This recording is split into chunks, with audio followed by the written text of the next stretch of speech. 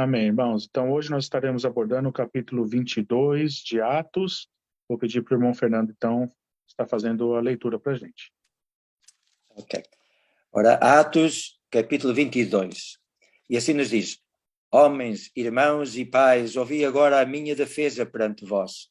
E quando ouviram falar-lhes em língua hebraica, maior silêncio guardaram e disse: Quanto a mim, sou judeu, nascido em Tarsos, da Cilícia, e nessa cidade criado aos pés de Gamaliel, instruído conforme a verdade da lei de nossos pais, zeloso de Deus como todos vós hoje sois. E persegui este caminho até à morte, prendendo e pondo em prisões tanto homens como mulheres, como também o sumo sacerdote me é testemunha, e todo o conselho dos anciãos, e recebendo destas cartas para os irmãos, fui a Damasco, para trazer amarrados para Jerusalém aqueles que ali estivessem, a fim de que fossem castigados. Ora, aconteceu que indo eu já de caminho, e chegando perto de Damasco, quase ao meio-dia, de repente me rodeou uma grande luz do céu, e caí por terra, e ouvi uma voz que me dizia: Saulo, Saulo, por que me persegues? E eu respondi: Quem és, Senhor? E disse-me: Eu sou Jesus Nazareno, a quem tu persegues. E os que estavam comigo viram em verdade a luz e se atemorizaram muito, mas não entenderam a voz daquele que falava comigo. Então disse eu: Senhor, que farei? E o Senhor disse-me: Levanta-te e vai a Damasco, e ali te dirá tudo o que te é ordenado fazer. E como eu não via, por causa do esplendor daquela luz, fui levado pela mão dos que estavam comigo e cheguei a Damasco. E um certo Ananias, homem piedoso, conforme a lei, que tinha bom testemunho de todos os judeus que ali moravam, vindo ter comigo e apresentando-se, disse-me: Saulo, irmão, recobra a vista. E naquela mesma hora ouvi. E ele disse: O Deus de nossos pais de antemão te designou para que conheças a sua vontade e vejas aquele justo e ouças a voz da sua boca, porque has de ser sua testemunha para com todos os homens do que tens visto e ouvido. E agora, porque te detens, levanta-te e batiza-te e lava os teus pecados, invocando o nome do Senhor. E aconteceu que, tornando eu para Jerusalém, quando orava no templo, fui arrebatado para fora de mim. E vi aquele que me dizia: Dá-te pressa e sai apressadamente de Jerusalém, porque não receberão o teu testemunho acerca de mim. E eu disse: Senhor, eles bem sabem que eu lançava na prisão e açoitava nas sinagogas os que criam em ti.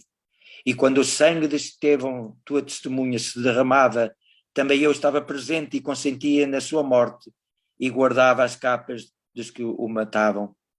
E disse: Vai, porque hei de te enviar aos gentios de hoje, de longe. E ouviram-no até estas palavras e levantaram a voz, dizendo: Tira da terra um tal homem, porque não convém que viva. E clamando eles e arrojando-se de si as vestes e lançando pó para o ar, o tribuno mandou que o levassem para a fortaleza, dizendo que o examinassem com açoites para saber por que causa assim clamava contra ele. E quando estavam atando com correias, disse Paulo ao centurião que ali estava: É-vos lícito açoitar um romano sem ser condenado? E ouvindo isto, o centurião foi e anunciou ao tribuno, dizendo: Vê o que vais fazer, porque este homem é romano. E vindo o tribuno, disse-lhe: Diz-me, és tu romano? E ele disse: Sim. E respondeu o tribuno: Eu com grande soma de dinheiro alcancei este direito de cidadão. Paulo disse: Mas eu o sou de nascimento. E logo dele se apartaram os que haviam de examinar. E até o tribuno teve temor quando soube que era romano, visto que o tinha ligado. E no dia seguinte, querendo saber ao certo a causa por que era acusado pelos judeus, soltou-o das prisões e mandou vir os principais sacerdotes e todo o seu conselho, e trazendo Paulo, o apresentou diante deles. Amém. Irmãos, aqui nós vemos um acontecimento que é citado na Bíblia algumas vezes. O livro de Atos, ele é composto de 28 capítulos E nesses 28 capítulos, nós já estamos chegando quase no final, é notável que é repetido o mesmo incidente 3 vezes, um mesmo incidente, né? 3 vezes. E o incidente é justamente esse, o relato da conversão de Saulo de Tarso na estrada ali de Damasco, repetida então 3 vezes. Na primeira vez, trata-se da narrativa registrada pelo próprio Lucas, né? Quando aconteceu ali. Nos 2 outros relatos que nós vemos, é Paulo ali recordando, normalmente em defesa. Paulo, ele cita o que aconteceu com eles quando ele está se defendendo. Aqui, no caso, ele está se defendendo. Então, ele quer mostrar quem que ele é e o que aconteceu com ele para que eles entendam, né? Isso fez parte da defesa dele. E mais uma vez, mais para frente, nós iremos ver também, mais uma vez, que ele vai estar ali também se defendendo ali perante o rei Agripa, mais para frente. Então, esses são os 3 relatos que nós vemos do mesmo incidente aqui citado na Bíblia, né? No caso, especificamente aqui, em Atos, no livro de Atos. Por que Lucas registrou a mesma história 3 vezes? Lucas, obviamente, eu tenho falado bastante sobre isso, ele era um historiador meticuloso, né? Totalmente ali preciso. E ele é conhecido como o historiador mais preciso de toda a antiguidade. E manteve-se ali, obviamente, nitidamente próximo de todos os acontecimentos que ele narra aqui em Atos dos Apóstolos e também em Lucas. Acho que Lucas agiu assim, não somente porque Atos é uma narrativa histórica, obviamente, dos acontecimentos ali que ele foi narrando da igreja primitiva ao longo ali do que ele ia vendo, né? E nós vemos que a principal preocupação de Lucas é elaborar justamente uma defesa da autenticidade ali do apostolado do apóstolo Paulo, né? Então, ele tinha isso em mente. É importante a gente entender isso. Como sabemos, Paulo não fazia parte dos 12. Então, era importante que ele escrevesse aqui de uma forma, né, enfatizando ali e defendendo, né, o apostolado do apóstolo Paulo, né? Contudo, nós vemos que Paulo, apesar de não ter sido um dos 12, ele foi, no caso, escolhido pelo próprio Deus para poder levar o evangelho aos gentios. E, obviamente, ele foi o mais relevante de todos eles. A gente não pode falar que um é melhor que o outro, né? No cristianismo não existe isso, né? Mas, sem dúvida, por tudo que ele fez, muitos estudiosos costumam dizer até que Paulo trabalhou mais do que todos os outros apóstolos juntos. E eu não questiono isso não, irmãos. Realmente, né? Nós vemos ele escreveu mais da metade do Novo Testamento, e em termos de trabalho e sofrimento, com certeza foi o que mais penou, e nós temos visto aqui muito do que ele passou, né? Nenhum teólogo ultrapassou ali o seu trabalho, né, do apóstolo Paulo, e Lucas ressalta a importância de Paulo na história cristã e na vida da igreja até os nossos dias atuais, né? Aqui nós vemos, irmãos, o testemunho de Paulo. Muitos falam o testemunho de Paulo. Eu acho até interessante, eu tive um caso específico algum tempo atrás na nossa igreja mesmo, onde eu preguei uma vez e eu disse que sobre o testemunho, né? Que quando nós realmente testemunhamos, nós não falamos de nós mesmos, né? Mas nós apontamos sempre para Cristo. Ou seja, o nosso testemunho ou a nossa pregação, ele deve sempre apontar para Cristo e glorificar a Cristo, tirando o foco de nós mesmos. Notem bem, é exatamente isso que Paulo faz. Exatamente isso que o apóstolo Paulo faz aqui.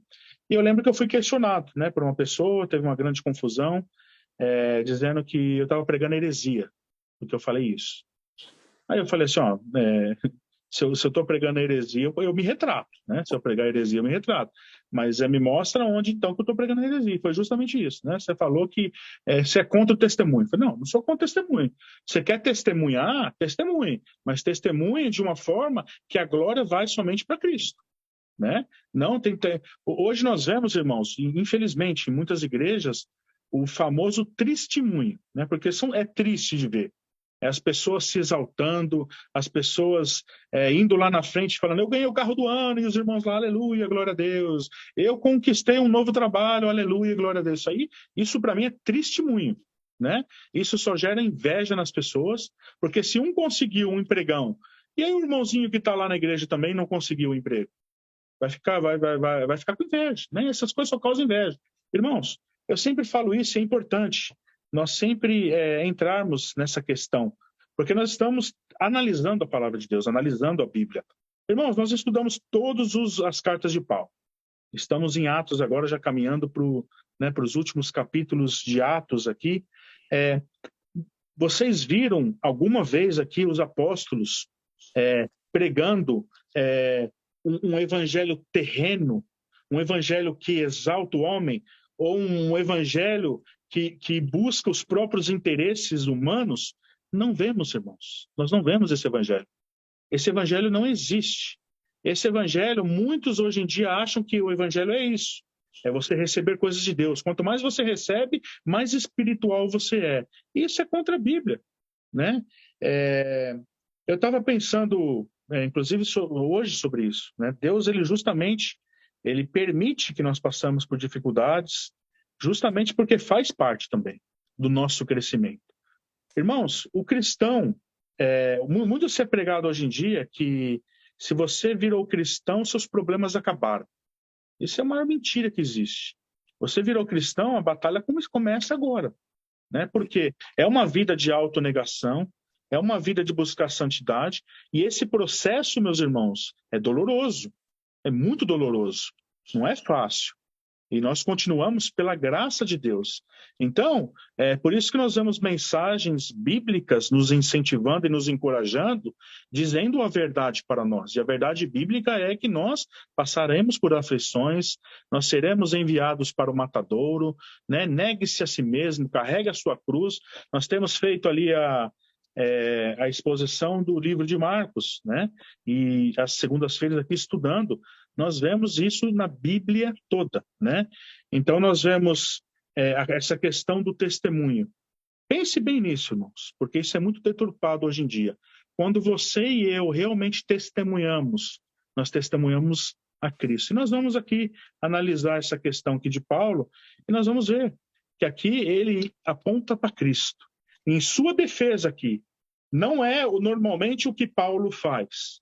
Nós já vimos várias pregações de Paulo, inclusive em Atenas, né? Ele sempre apontando para Cristo, o Deus Criador, o Deus desconhecido que vocês adoram, mas não conhecem, o Deus que criou todo, né, todos os céus e terra, e que enviou o seu Filho, e sempre aponta para Jesus.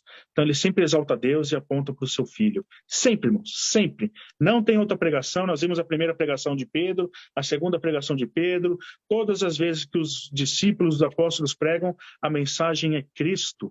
E a mensagem é de arrependimento, para que nós possamos nos chegar ao Santo Deus, nós, seres pecadores, nos chegamos ao Santo Deus em arrependimento através do sangue do Cordeiro. Essa é a mensagem da cruz, meus irmãos. O resto é como nós devemos, exortações para nós nos mantermos, né, na sã doutrina, buscando santidade, nos desapegando deste mundo. E esse é o Evangelho, irmãos. Não tem o que acrescentar e não tem o que tirar. Então, eu sempre falo isso para os irmãos. Se vocês me perguntarem, mas você é contra o testemunho? Não. Testemunho em Cristo. Essa é a forma correta e bíblica de nós testemunharmos. Quando nós testemunhamos a Cristo e não a nós mesmos, né? Não trazendo glória para o homem, mas sempre levando a glória para o único que é digno de todo louvor e de toda adoração. Então, nós vemos aqui, começando aqui o testemunho, né, que Paulo deu aqui, falando aí em sua defesa as coisas que aconteceram.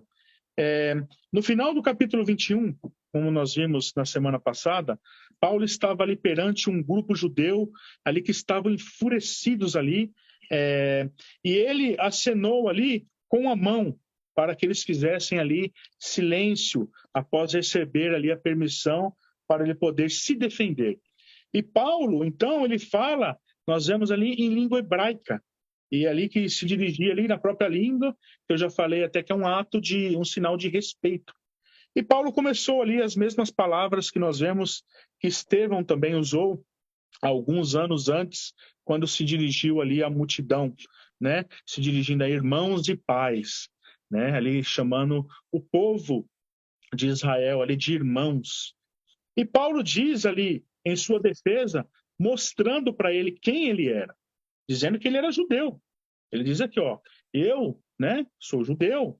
Eu tinha sido instruído, né? Ele diz aqui que ele foi instruído aos pés de Gamaliel. Irmãos, para a gente entender aqui quem que é Gamaliel, existiram no mundo antigo 3 rabinos que foram muito conhecidos, né? Que foram célebres ali da antiguidade, que eram Eliquel, né? Aquiba e Gamaliel. Foram esses 3 os mais importantes do mundo antigo ali. E nós vemos, desses 3 aqui que eu falei, o mais... eu não gosto de usar importante, né, de falar que é o mais importante, mas o que era mais afamado, vamos dizer assim, o mais afamado foi Gamaliel, o mais conhecido deles. E por isso aqui que Paulo quis chamar a atenção deles, porque eles estavam furiosos. Então ele quis chamar a atenção para ver se eles entendessem. Ele, poxa, esse daí foi criado, instruído aos pés de Gamaliel. Então ele falou ali, ó, o que Paulo estava dizendo para eles assim, ó, eu sou judeu e eu fui instruído pelo melhor de todos os rabinos. Eu fui criado aos pés de Gamaliel. Ali ele disse isso aí para ver se o pessoal acalmava, né, para ficasse mais ali, mais tranquilos, né, que eles estavam furiosos ali com o apóstolo Paulo. Gamaliel, no caso, ele não era só conhecido respeitado ali somente pelo brilhantismo, né, ou pelo grande teólogo que ele era, mas também por ele ter sido um homem bondoso. E nós vimos aqui já, quando eles prenderam Pedro e João, o parecer de Gamaliel, né, foi muito sábio ali com o seu parecer. Então nós já vemos Gamaliel aqui anteriormente, quando ele deu o parecer ali, eles soltaram, né, o Pedro e João. Então nós vemos, ele foi uma pessoa também, uma pessoa que era muito bondosa, gentil, né, e tolerante também, muito sábia. Muitos alunos de grandes mestres tornaram-se ali ousados e impetuosos, né? Essa é uma característica que nós vemos que acontece.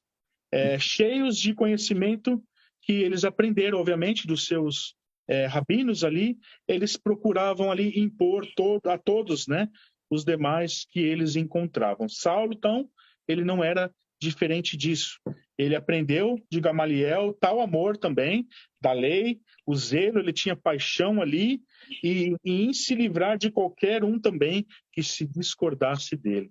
Então nós vemos que Paulo, ele tinha um zelo extremo, né? Ele perseguia, por isso que ele perseguiu a igreja. Ele tinha um zelo extremo e Saulo não concordava com ali a pregação dos cristãos que estavam surgindo ali, que era uma seita chamada do Caminho, né? Que era conhecida ali no início ali da igreja primitiva. E o que ele fazia? Ele arrastava não somente homens, né? Nós vemos aqui que ele arrastava também mulheres, homens e mulheres, e eles para a prisão, para serem açoitados e também mortos. Nós vemos que ele segurou ali as vestes de todos os que apedrejaram Estevão. Então Paulo, ele consentia, ele arrastava homens e mulheres para as prisões para bater neles, açoitar eles e matá-los, apedrejá-los. Então Paulo, ele era na verdade um assassino, né? Como a gente já falou anteriormente, na primeira vez que nós vimos a conversão dele, ele era esse homem cruel, destemido, né? Mas ele era movido pelo zelo religioso que ele tinha. E aqui nos versículos 6 e 7, Paulo nos diz que Jesus ali lhe disse, né? Saulo, Saulo, por que me persegues? Que nós vemos o próprio Senhor dizendo isso para ele. Jesus, nós vemos aqui, ele já tinha morrido, no caso, 27 anos atrás. E, obviamente, nós não vemos no ministério terreno de Jesus Paulo assolando ele, ou perseguindo ele. E por que, então, aqui? Contudo, nós vemos que Jesus ainda disse para ele, por que me persegues? Saulo, em sua fúria, perseguia o povo de Jesus. E o povo de Jesus é o seu corpo, né? É o seu corpo, é a sua igreja. E Jesus havia dito anteriormente: em verdade vos digo, que sempre que os deixardes de fazer a um dos meus pequeninos, a mim deixardes de fazer. Então, o compromisso do Senhor é: se você deixa de fazer alguma coisa para um pequenino de Jesus, você está deixando de fazer para ele. E o mal que você faz para um pequenino do Senhor, você está fazendo para o próprio Senhor Jesus. A perseguição de Saulo aqui, no caso, ao povo de Jesus, significava perseguir o próprio Senhor Jesus. E vemos que Paulo, em vez de ir para Damasco, então, cheio do poder ali que ele tinha, de autoridade para prender os cristãos, ele foi, então o texto nos diz aqui, tateando no escuro. Aqui nós vemos citando no versículo 11, guiados pelas mãos dos que estavam comigo até a casa de Ananias. Ele foi ali pensando em perseguir os cristãos e matar os cristãos, e foi cego, guiado ali até a casa de Ananias. No versículo 14, no versículo 16, até o 16, Ananias fala o propósito de Deus para a vida de Paulo. E vemos ali que ele manda ele levantar: levanta-te, recebe o batismo e invoca o nome do Senhor. Então isso foi o que aconteceu, né? Essa foi a mensagem que Ananias deu para ele, dizendo sobre o propósito de Deus para a vida dele. E aqui ele se levanta, ele batiza e ele invoca o nome do Senhor. Irmãos, claro que uma pessoa sair de uma religião para virar um cristão é somente por um ato sobrenatural.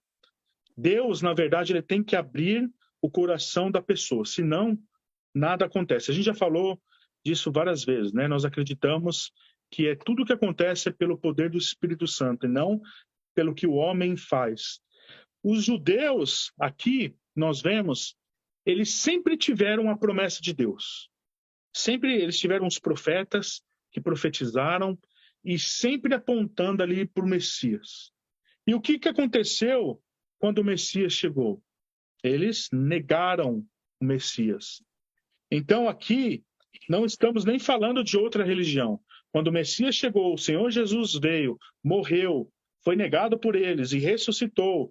Não deveria, né, ser uma outra religião cristã. Deveria ser o próprio judaísmo.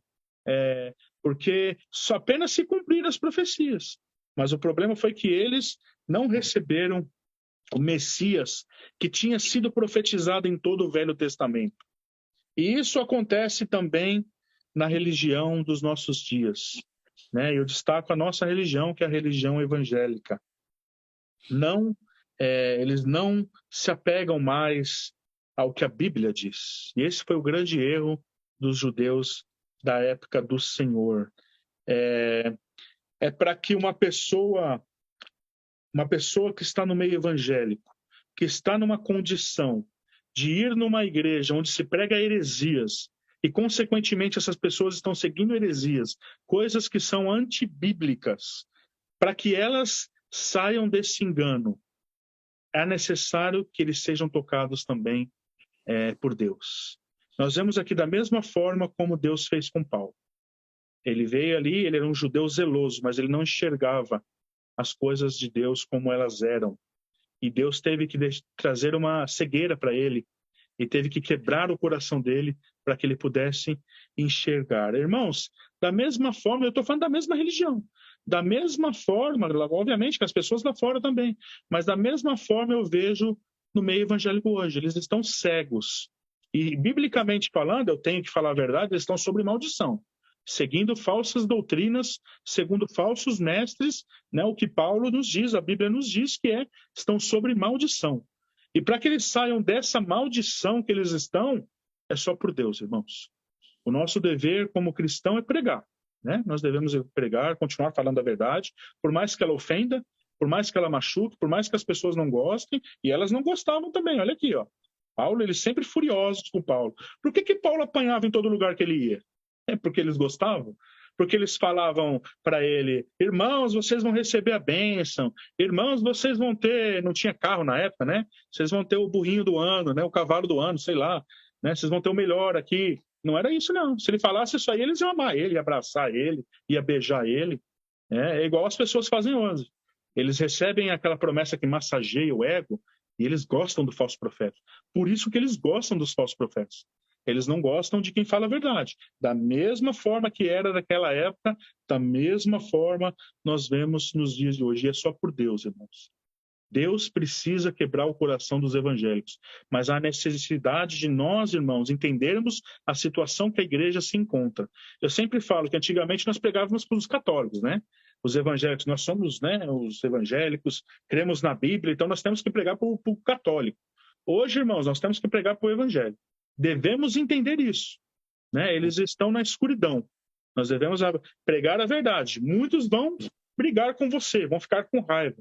Da mesma forma que os fariseus aqui e os judeus ficavam, mas nós devemos pregar e orar para que Deus, o único que convence o coração, abra o coração dessas pessoas. Entanto, irmãos, eu ressalto, né, mais uma vez, o nosso compromisso de hoje em dia também entender o estado que a igreja evangélica se encontra e o nosso compromisso da grande comissão de também pregar o evangelho com fidelidade também para os evangélicos, assim também como para todas as pessoas de outras religiões, né? E é só por Deus, irmãos. Por isso que nós devemos orar, para que Deus faça a obra, para que Deus vá na frente, para que Deus aquebrante o coração das pessoas e para que Deus faça a obra deles, né? E nós apenas clamamos e anunciamos, né? O resto nós deixamos para o Senhor fazer.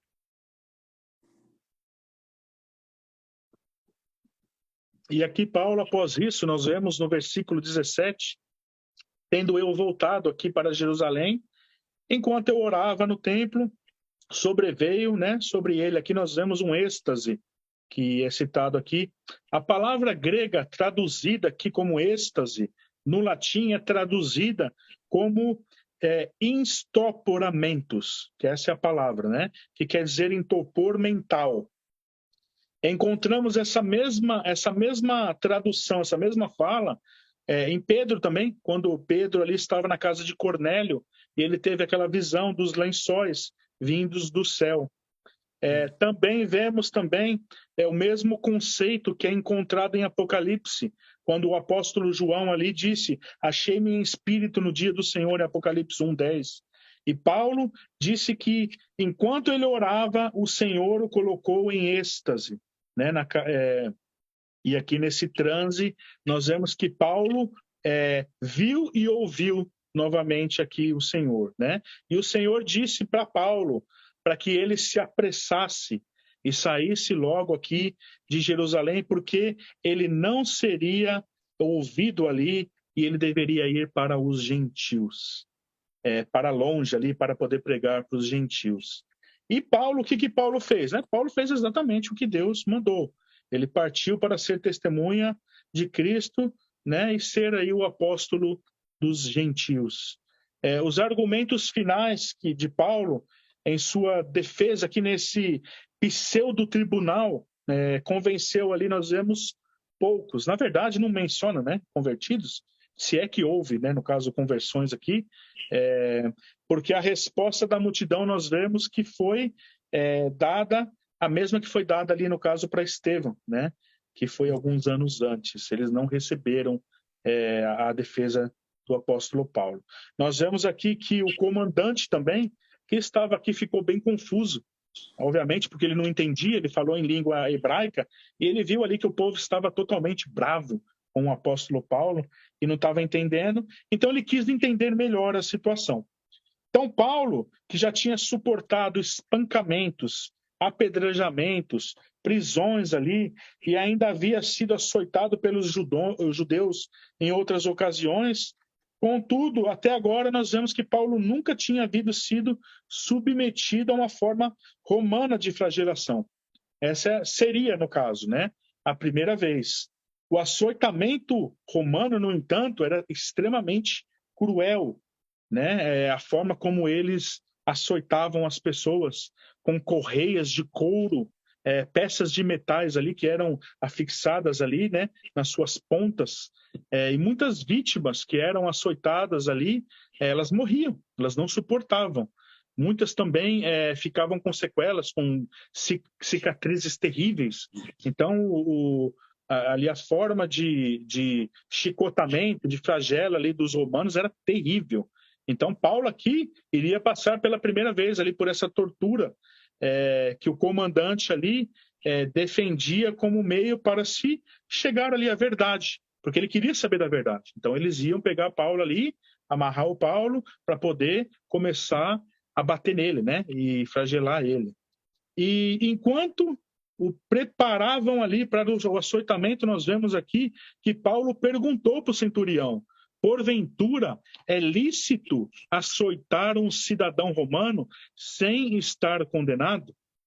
E ouvindo isso ali, nós vemos que o centurião ali chamou o comandante e lhe disse ali: o que estás a fazer, né?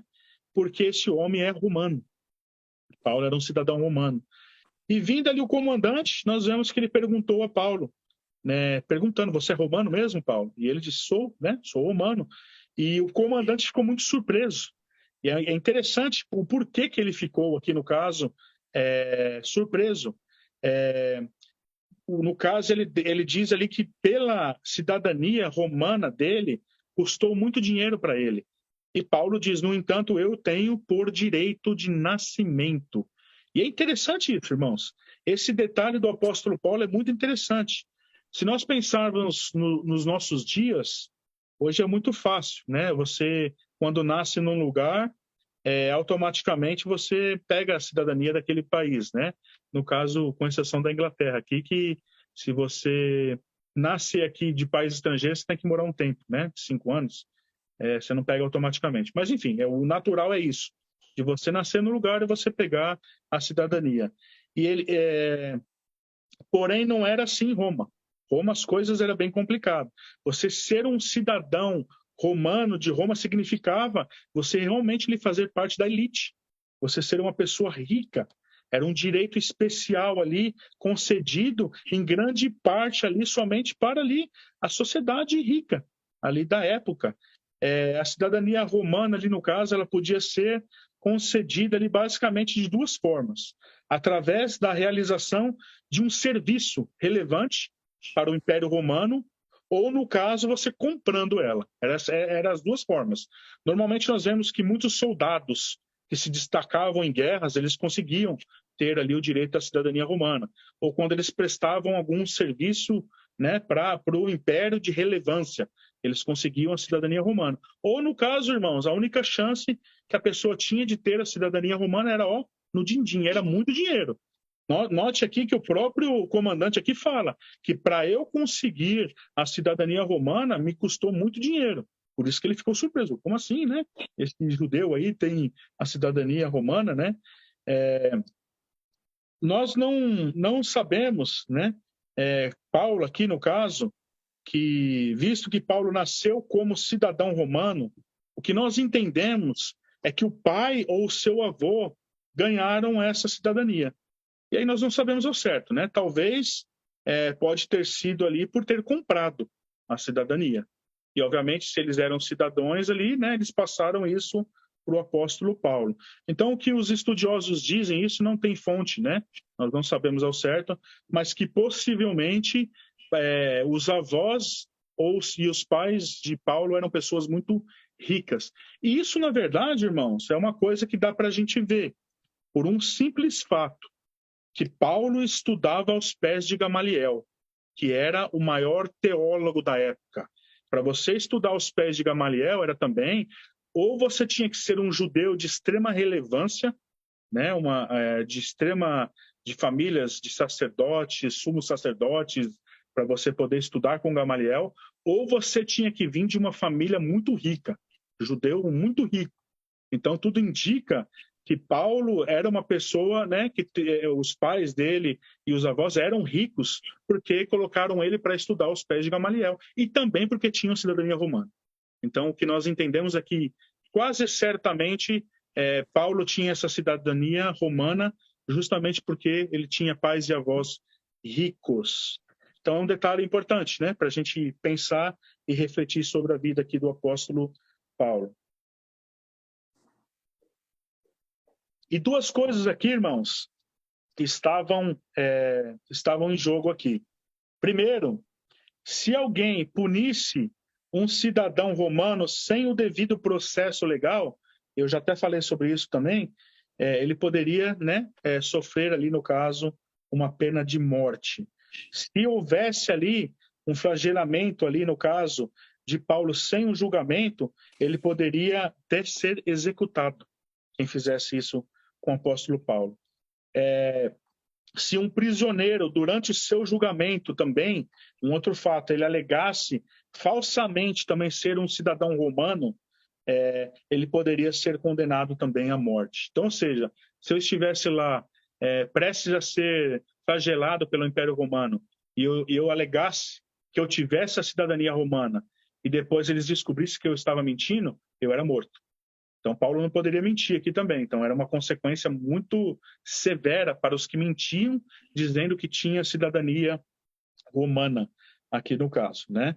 E vemos assim como a cidadania romana ela era altamente valorizada ali nesse momento da história. As questões ali credenciais ali de Paulo como romano aparecem em primeiro plano aqui nessa discussão. Então, nós vemos aqui, imediatamente, eles se afastaram, os que estavam ali para inquirir os açoites, e o próprio comandante se sentiu ali receoso quando soube que Paulo era romano, porque ele tinha mandado ele amarrar. O simples fato de amarrar ele também podia trazer implicações muito grandes para eles. E ele não havia flagelado Paulo, mas ele amarrou ele ali, né? Então, já fizeram coisa errada, né? E nessas condições, nós vemos que ele soltou Paulo o mais rápido possível e trouxe ele ali diante do concílio. Irmãos, aqui nós vemos o capítulo 22 é basicamente muito histórico.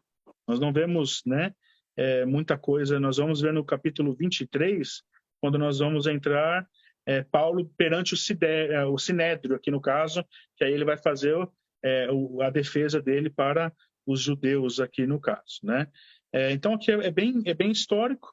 Eu acho que o ponto mais relevante aqui é a questão do testemunho, né, que eu falei, para a gente entender muito bem isso, qual é o caráter da pregação, o que eles testemunhavam, e que nós possamos, irmãos, sempre seguir nessa linha cristocêntrica, né? Eu falo para os irmãos, eu fico feliz, né, de cada segunda-feira estar estudando aqui, lendo os textos, analisando os textos, né? E assim a gente pode ver que realmente a Bíblia sempre segue nessa linha, numa linha cristocêntrica, e nós devemos seguir sempre nessa mesma linha, imitando os apóstolos, imitando eles, porque eles imitavam o nosso Senhor Jesus. Amém, irmãos? Então nós ficaremos por aqui.